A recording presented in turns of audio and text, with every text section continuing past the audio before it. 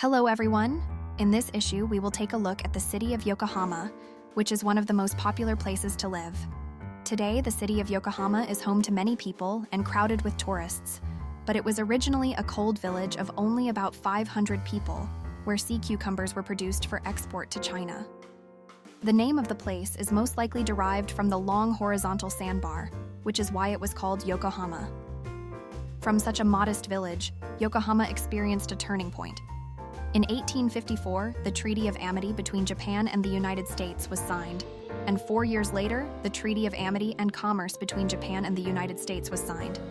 The treaty opened the 5 ports of Yokohama, Kobe, Niigata, Hakodate, and Nagasaki, marking the end of the isolation period and the beginning of Yokohama's new history as a city. In 1871, the Iwakura mission was formed and left the port of Yokohama for an overseas inspection tour. With the fate of the nation at stake, the mission, consisting of more than 100 people, including Tomomi Iwakura, the ambassador extraordinary and plenipotentiary, and his accompanying guests, set sail on the steamship America for Europe and the United States. The purpose of the mission was to negotiate the revision of the unequal treaties concluded with Western countries at the end of the Edo period, and to learn about Western national systems and industrial technology in order to hasten the modernization of Japan. The mission, its attendants, and the young students who accompanied them all crossed the sea with great dreams and a strong sense of mission. It took the mission 1 year and 9 months to return to Japan, instead of the 10 months originally planned. Although they did not succeed in negotiating a revision of the treaty, they came into direct contact with Western institutions, technology, and culture, and became keenly aware of the need to create a new country that would rapidly advance the modernization of Japan. In addition, Kemen Takashima, also known as the father of Yokohama, installed gas lamps in Bashimichi Honmachi Street and other streets on September 29, 1872, which became the first gas lamps in Japan. This was the first gas light in Japan. Furthermore, when Takashima offered to build gas lamps for the Tokyo prefectural government, plans for a gas business in Tokyo began to take shape in earnest. Businessman Eiichi Shibusawa was in charge of this gas business in Tokyo. In 1974, 85 gas lamps lit up the streets of Ginza, illuminating the city of Tokyo. In addition, as part of the Meiji government's policy of promoting westernization, the construction of railroads was planned. At first, the government tried to build a large line through Tokyo, Kyoto, Osaka, Kobe, etc. However, after the abolition of feudalism and the abolition of prefectures, the Meiji government had to pay the debts of each fief, and the construction budget was insufficient. There was also opposition from the military, led by Saigo Takamori, who wanted to strengthen the military. In light of these factors, it was finally decided to build a 29-kilometer line between Tokyo, the logistics center, and Yokohama, the commercial center, as a model. On the recommendation of British Minister Harry Parkes, Edmund Morrell was invited from England to serve as chief architect, and Inoue Masaru, who would later be called the father of Japanese railroads, took the lead on the Japanese side.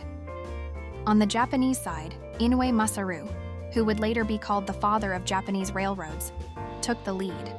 He is known as the father of the railroad because of his unwavering leadership in the early stages from the establishment of the railroad to the manufacture of locomotives by Japanese companies. According to Inoue, looking back at those days, the topographical features of Japan made it difficult to move people and transport goods, especially baskets and horses.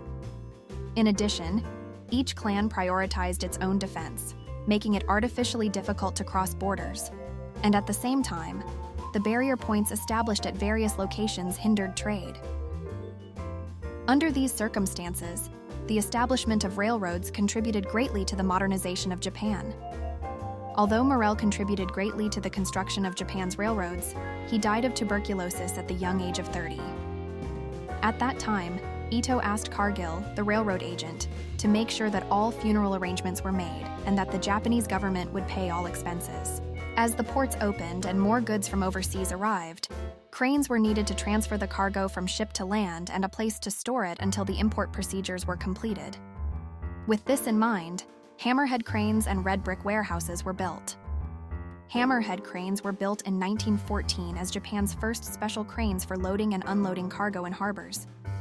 They could lift up to 50 tons of steel and other heavy materials and were affectionately called hammerhead cranes because of their hammer-like shape. The crane was suitable for soft ground or ground with a high water table and had a solid foundation structure, so it was not damaged by the Great Kanto earthquake. The introduction of these cranes made it possible to directly load heavy cargoes and greatly improved work efficiency. And although their role came to an end in the 1970s with the shift to containers, they still stand as a symbol of Shinko Pier, watching over Yokohama's sea more than 100 years after their construction. And the red brick warehouses, called sheds, were built as temporary storage for goods brought in from overseas that had not yet been processed for import. Building Number 2 was completed in 1911. Building Number 1 was completed in 1913. The warehouse was designed by Tsumaki Yorinaka, who is also known for his costume design for the decoration of the Nihonbashi Bridge and the Kanagawa Prefectural History Museum.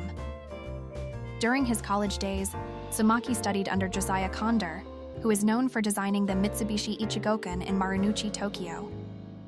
Tatsuno Kingo, who designed the Marunouchi Station building of Tokyo Station, also studied under Kondor, and Tsumaki was a junior student of Tatsuno's.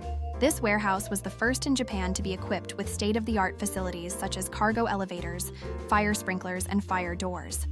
The bricks were French-stacked and all Japanese-made, with nearly 3.18 million bricks used in Building Number 2 alone. Fire doors weighing approximately 400 kilo were used to block off rooms, and hanging door wheels, a component made in the US, were used to move the doors smoothly. Fire doors were installed in each compartment of the building to prevent the spread of fire by closing them in the event of a fire. Although Yokohama had thus begun its journey as a city, it was severely damaged by the Great Kanto earthquake of 1923.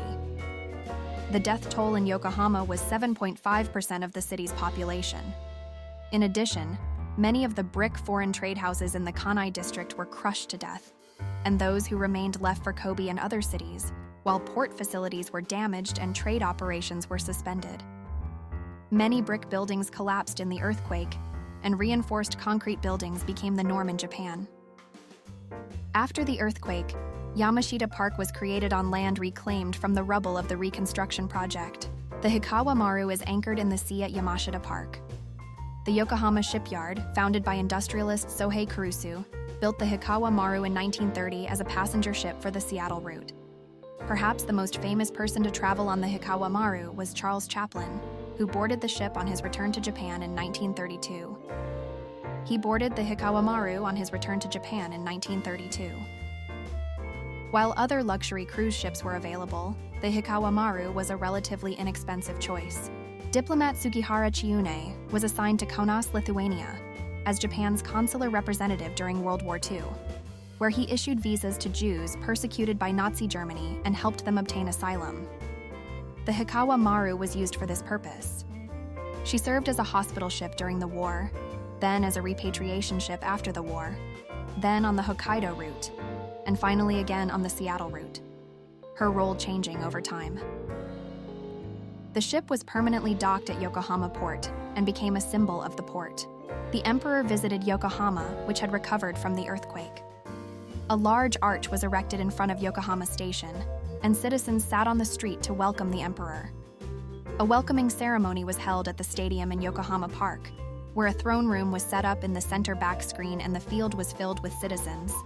In addition, the Yokohama Grand Reconstructed Exhibition was held in Yamashita Park and other places for 60 days from March 26 to May 24, 1935, to show the restored Yokohama to the public.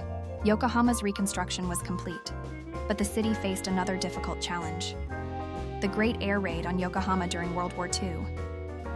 Incendiary bombs dropped by B-29 bombers and other aircraft killed between 8,000 and 10,000 people. Most of the Yamate area and the Yamashita Park area were relatively unscathed, as the attacks focused on densely populated areas rather than on the waterfront munitions factories. After World War II, the Allies seized large areas of central Yokohama and port facilities, forcing the headquarters of trading companies and financial institutions that had supported Yokohama's economy before the war to move elsewhere, and Yokohama lost the economic base that had fueled its recovery. Private trade, which had been suspended immediately after the end of the war, resumed in 1949, and port facilities such as the Osunbashi Bridge were gradually reopened. However, parts of Mizuho Wharf and Shinko Wharf were still managed by the U.S. military. In 1951, with the enactment of the Port and Harbor Law, port management, which had previously been the responsibility of the national government, was transferred to local governments, with the Port of Yokohama being managed by the City of Yokohama. After the resumption of trade, foreign trade gradually increased and the port played an increasingly important role. By 1957, the amount of foreign trade, the tonnage of ships entering the port, and the volume of cargo handled had all increased to such an extent that they broke pre-war records. Yokohama City drew up a new port plan and continued to improve various facilities such as wharves in order to cope with the ever-increasing number of incoming vessels and cargo handled. In addition, the development of heavy and chemical industries led to the expansion of the Keihin Industrial Zone and the development of waterfront industrial areas, and the transformation of Yokohama into an industrial port continued. For this reason, we have introduced the history of Yokohama in this issue. Thank you very much.